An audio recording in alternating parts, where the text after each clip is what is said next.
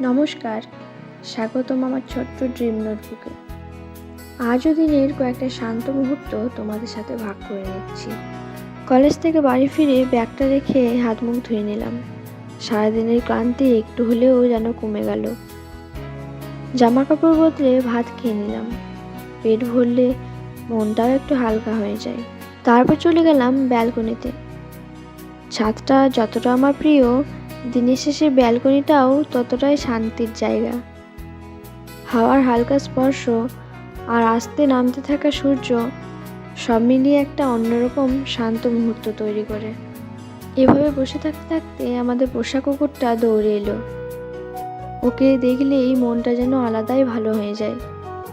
নিচে গিয়ে ওকে একটু খাবার দিলাম। মুড়ি আর ওর সেই চেনা খুশি মাখা চোখ। সব কিছু শেষে একটু ঘুম এসে গিয়েছিল। একটু ঘুমিয়ে উঠে আবার পড়তে বসলাম।